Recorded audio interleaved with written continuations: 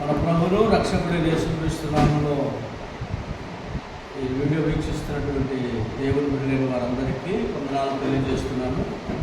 నా పేరు జాషువా. సేవకునిగా విజయవాడ సింగనగర్లో పరిచయం చేస్తున్నానండి.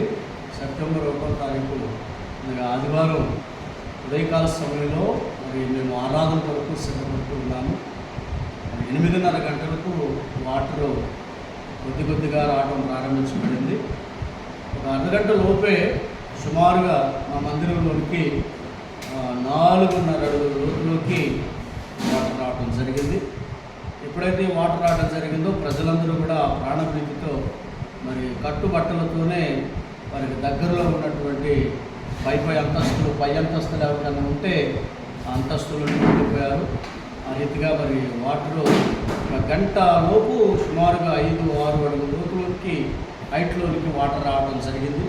దీనిని బట్టి ప్రాంతంలో ఉన్నటువంటి అనేకులు చాలా రకాలైనటువంటి ఇబ్బందులు పడ్డారండి. మొదటి రోజు ఏదో విధంగా గడిచిపోయింది, కానీ ఆ తర్వాత సోమవారం ఇంకా అక్కడి నుంచి వాడుకోవడానికి వాటర్ లేదు.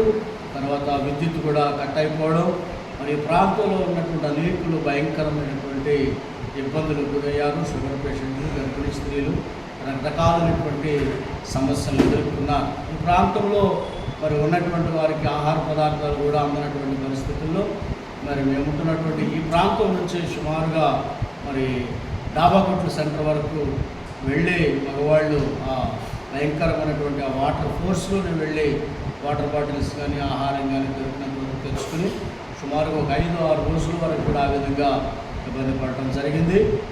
ఈ విధంగా ఈ ప్రాంతంలో అనేకమైనటువంటి మందిరాల్లో ఉన్నటువంటి ఇన్స్ట్రుమెంట్స్, సౌండ్ సిస్టమ్, ఈ విధంగా చాలా సేవకులైన వారు నష్టపోయారు. చాలామంది చాలా రకాల ఇబ్బందులు పడ్డారు. పిల్లలతో చాలా ఇబ్బందులు పడ్డారు. కట్టుబట్టలతో వారు ఉన్నారు.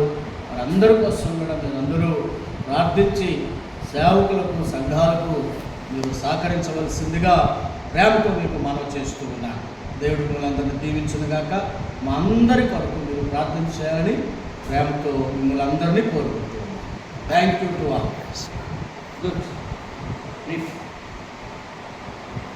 ఈ సహోదరుడి పేరు సుభాష్ గారు, ఈ పాస్టర్ గారి పేరు కొర్నేలి గారు. మేమందరం ఈరోజు ఈ ప్రాంతాన్ని దర్శించడానికి వచ్చాము. ఈ వీడియో చూస్తున్న మీ అందరికీ ధన్యవాదాలు. ప్రార్థించండి. Thank you.